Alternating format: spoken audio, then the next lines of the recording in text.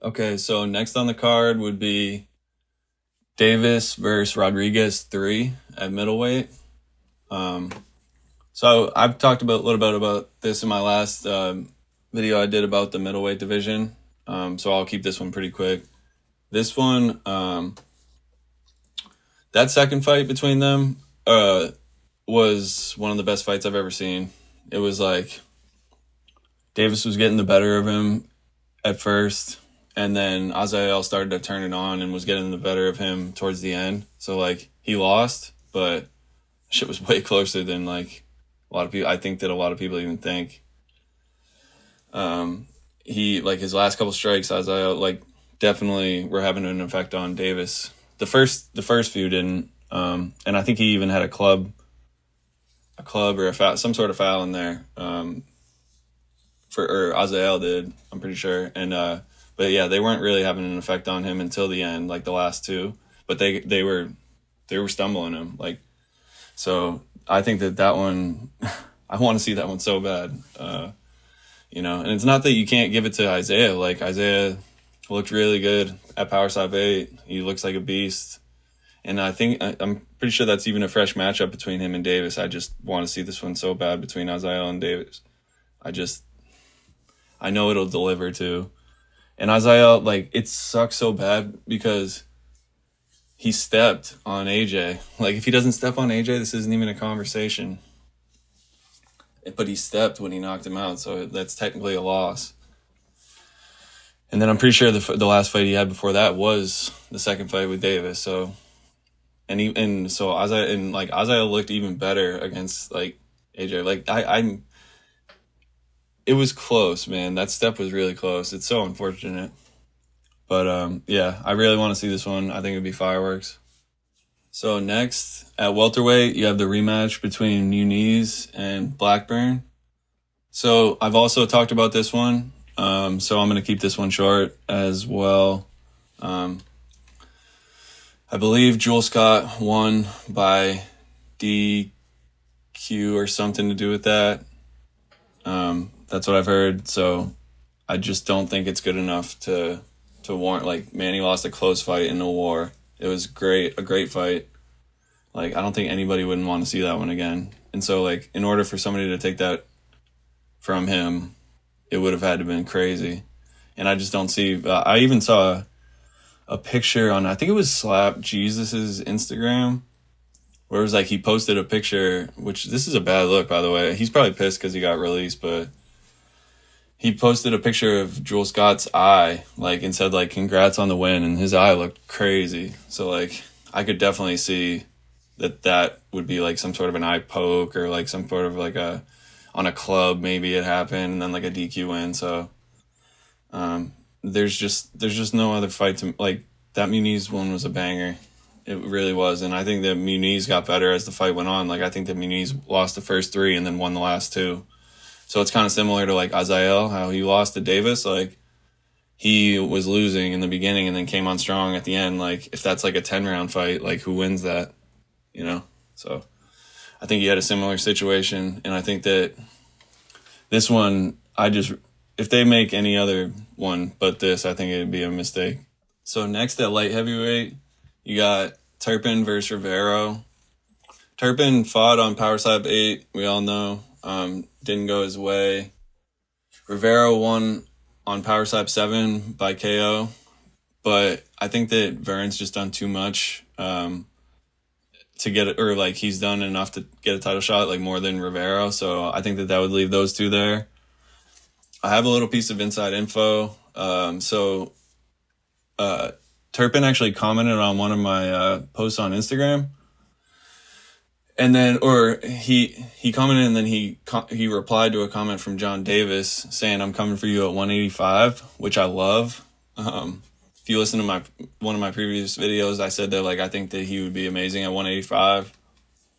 But I thought that, like, to get there healthily, like, you probably want to take a fight at 205, one last fight to show you're serious, and then go. So this would fit into that perfect. The matchup is crazy. Rivero's record is super misleading because he's 3-3. Like, he's fucking scary, man. He's straight up scary.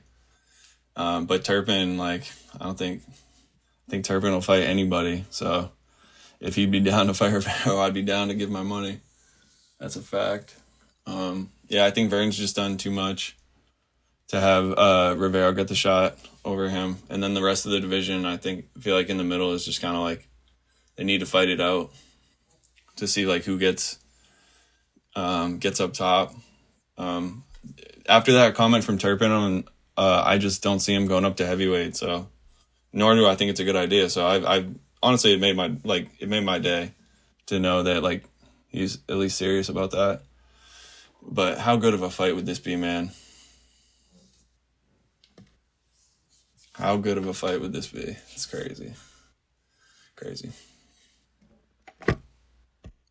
But yeah, anyway. Last on the main card, it's Isaiah Quinones versus AJ Hints. So AJ is coming off a DQ win over Azael at Power Slap 7.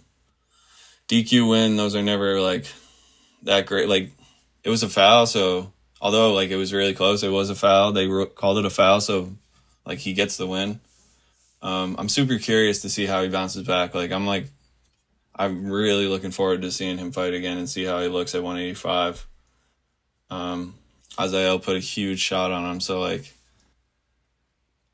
he's always had a great chin, but who knows like what the weight cut did. I think that he's right on the edge of how much weight you should cut. He looked like, from when I saw him in that match, he looked like a lot skinnier, which is like good. Like he looked good, but also it did also kind of look like he had lost some water weight too, which maybe he wasn't fully rehydrated, which affects your ability to take a shot for sure. But I still do think that weight cutting is like very important in any, like, especially in this sport. So I'm super excited to see how he bounces back. Isaiah, you could arguably give him the title shot at middleweight. But like obviously you see I have Azael versus Davis on this card, so I think that this could honestly be like a contender match. Technically, Hints is coming off a win, so if he were to come off a DQ win and then a big win against another contender, then like that's technically 2 wins in a row with like, let's say, a knockout. So like I'm super curious to see what they do. I think that's an absolute smash. And then if Isaiah were to take out Hints at number 3, like you wouldn't even be able to deny him. So I think this fight makes sense in a lot of ways. And then at middleweight's the most stacked division. In my previous video, like you'll hear me talk about it. I'll say it till the end. Like the top 10 in middleweight is just absolute killers. And I've seen some other dudes. There's one dude that's not even in the rankings that I think he went on the... Yeah, so there's one dude who technically lost to Slappy Joe at Power Slap 7. Man, I forget his name.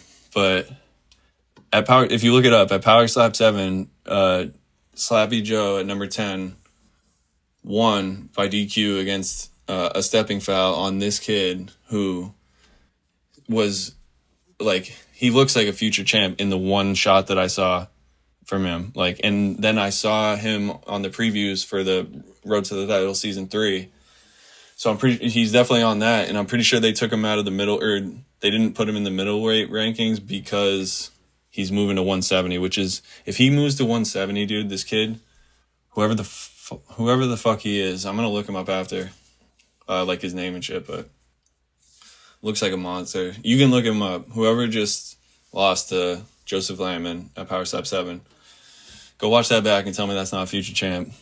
But anyway, I just got off on a side rant. But yeah, at the middle of the division, you could even have like Bordeaux and Grimes fight, and then that would take care of it. And then Wesley was at number 2, and that he'll probably need a little break after Power Slap 8. So that would take care of that, and those are all amazing fights. I honestly cannot wait to see AJ Hints fight again. Like, I hope he's on 9. I hope he's on 9. Well, first of all, I hope he's recovering and like in good health and spirits and wants to compete. So if he wants to compete, then I hope he's on 9. I think he has to be on 9. Like, he's still a huge name, fan favorite. Like, I think there's just more and more eyes on Power Slap. So like there's new fans every single event. So it's never been more important to like have your stars active and present. You don't like if you Power Slap's one sport where like if you take like 2 or 3 off, bro, like you're gonna, even if you're coming off a win, like if you take like 2 or 3 Power Slaps off and then come back, like it's almost like your shit's gone. Like the way it moves so fast, and it's such a what have you done for me lately business. Like you have to stay busy on these, like strategically. Like you don't want to burn yourself out and go back to back if you're not going to be able to take it and then have to take 3 off. You know, it just kills your momentum. Like if anything, you should really just space it out. So maybe you go 1 on, 1 off, 1 on, 1 off, 1 on, 1 off. Like you need to be active and like consistently on them. So I would hate to see AJ take 2 off if he's ready to go. And I think that with Isaiah, it's it's a tough fight, but it's a winnable fight for him. It's a winnable fight. So I think it's huge. It's a banger. Fan of both guys. I wouldn't be shocked if they gave Isaiah the title shot, but I hope they give it to Isaiah.